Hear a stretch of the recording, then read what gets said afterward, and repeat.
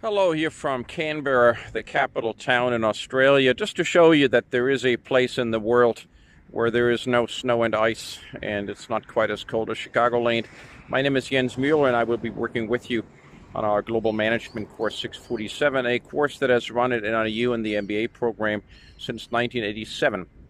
And it is usually a highly ranked course among the customers because we approach in a very practical managerial sense a topic that is quite important, not just for what you currently do for work, but also what you may have as aspirations for the future. And that is how to interact in global markets and with global firms. It's probably quite hard for you right now to find any industry where you do not either have a lot of foreign employees, a foreign supply line, foreign competitors, or where there is money in foreign markets. And there's always more money outside a country than in a given country. And like bank robbers rob banks because that's where the money is, good traders look at global opportunities because that's where the money is. Let's talk about trade. Here at the gateway of India in Mumbai, clearly a sign from times where trade was not fair.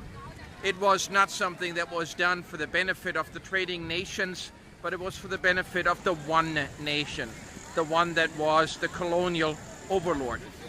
We now expect that trade agreements are fair, that trade agreements allow both countries to benefit, that trade agreements allow countries to focus on what they do best, the efficiencies that they have in order to export their efficient product and trade that for products other countries provide that are then efficient for them.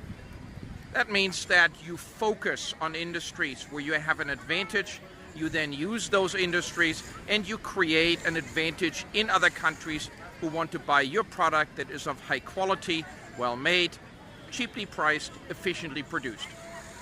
That means that countries need to decide in what business they want to be.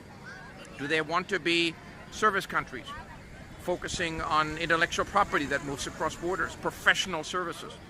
Do they want to produce IT? Do they want to produce machinery? Do they want to build things? Or do they want to be in the business of one specific industry that does quite well? Now, here in India, their main export is people. People that bring home significant amounts of money that they earn. Then come the spices, then comes IT, several specific industries in which India has an advantage.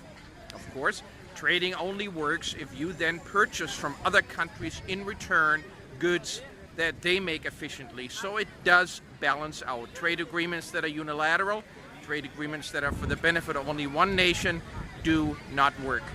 So clever trade agreements take into account the needs of more than just one country, and therefore are sustainable, lasting, and they do increase the wealth of both or more nations.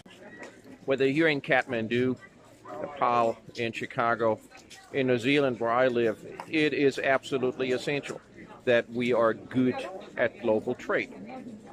Not only because there will always be some things that we need to source from overseas because we can't efficiently manufacture them, but also because we want to earn money exporting.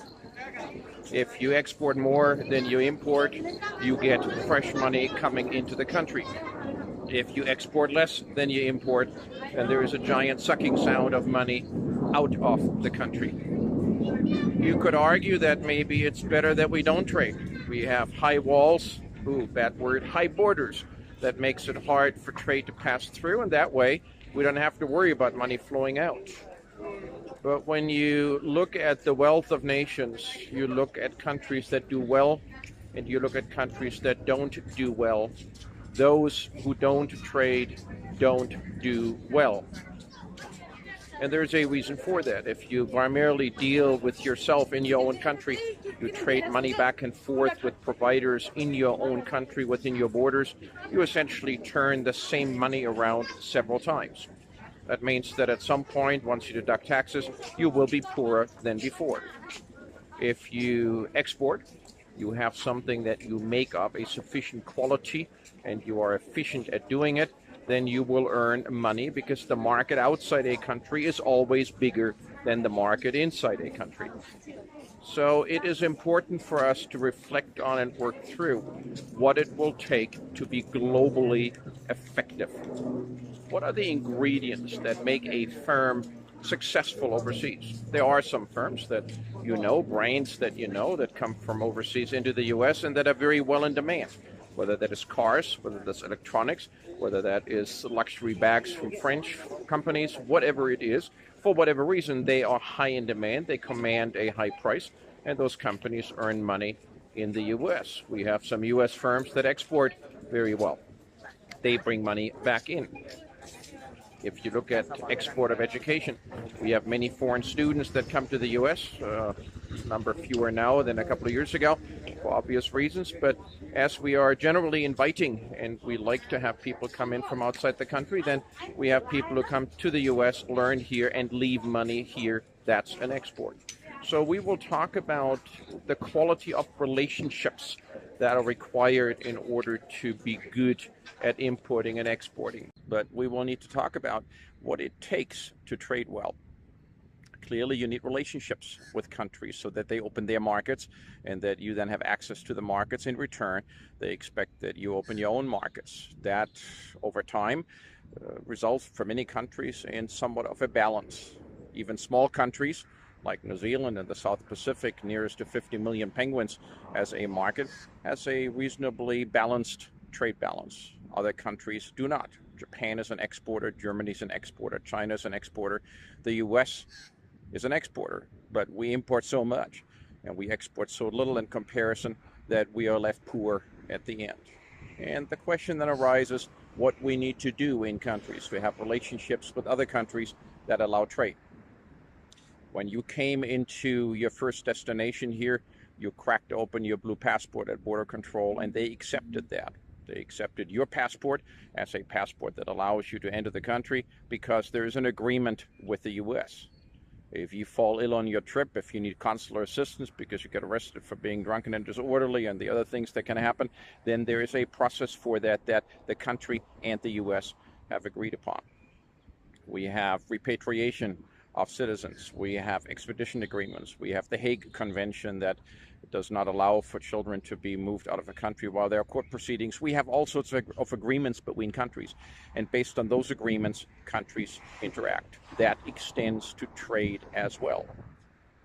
So the way this course will run is that we have a blended delivery. You will, in your first stop, see some companies. We will then on a Wednesday move to the next stop and we will see some more companies and executives and leaders, some American, some local. And we will make sure that this is a management group class, a board meeting class, not a lecture class. That means that we have some video materials available for you before you leave.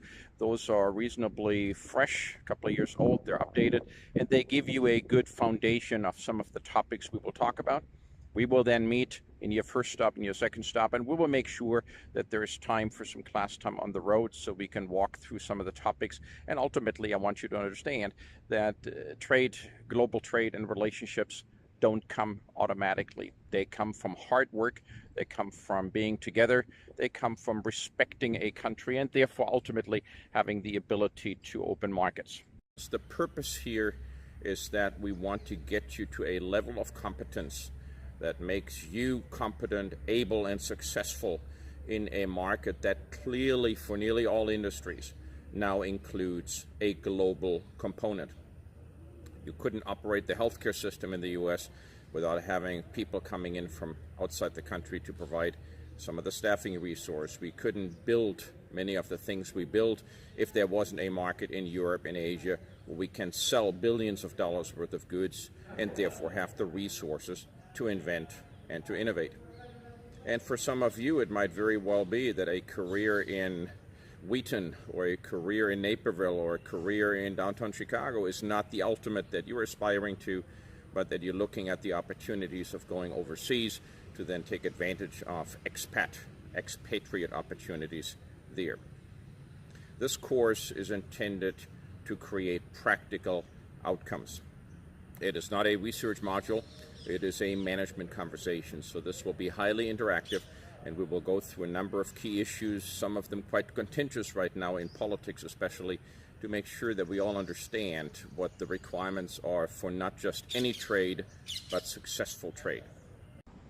Think for a moment that most American firms that do export will earn a lot more, have a much higher margin on the same goods they make in the same factory for U.S. consumption when it is then shipped to overseas customers, because they would value American-made goods higher than they would other goods. So the export potential is not just to sell, it is also to contribute quite heavily to the bottom line profits of American firms. So when we, especially now in a fairly politically charged environment, talk about that some American firms will see a reduction of income from their operation in China, in Europe and elsewhere, then that is not just an X% loss of sales. It is a exponential loss of profits, because usually with export sales, higher profits attach. So let's look at the fairness for a moment of trading. You would have heard about a trade balance. When a country imports as much as it exports, it is in perfect balance. Never happens. But you usually have either a trade surplus, China or Europe have a trade surplus with the US, or you have a trade deficit. That means that you import a lot more and you export a lot less.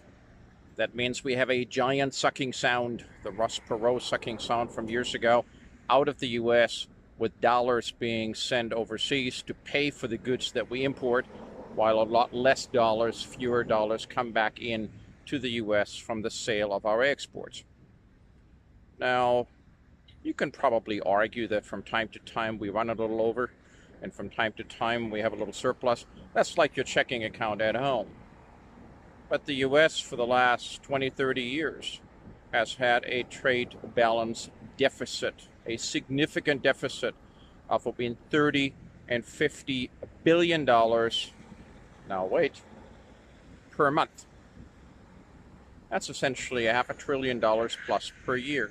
That trade deficit has accelerated sharply over the last 6 to 9 months, because we now see that it is harder for American firms to position themselves overseas given the political acrimony that exists, while at the same time American consumers still want to buy stuff that they believe is good value for their money, and they don't want to be told to buy in the US. They want to get their Bosch mixers, they want to get their Italian coffee makers, they want to get their German cars, and they want to get cheaply made clothes in China, Malaysia, Cambodia, and so forth. So when we have a significant trade balance deficit, politics weighs in. And politics has a nasty way to influence markets, or attempt to. It's never really worked. And if you look at countries that use politics in order to affect trade, you usually have a declining trade with other countries. And then we very quickly come to the poor nations in the world, and we end up in North Korea and Cuba, where you have very, very little trade, and you have terrible conditions under which people live or suffer. I look forward to seeing you next in our quick video session, Introduction to the Course. You will also then by that time probably have looked at some of the video material that I'll post and work through that. And this is a course that knocks itself out quite quickly if you are engaged, if you stay on point, and if you ultimately realize that wealth and prosperity for companies, for countries, and for individuals is directly connected to how well we position ourselves in a global market. On that happy note, best wishes from India, and I hope to see you soon. Bye-bye.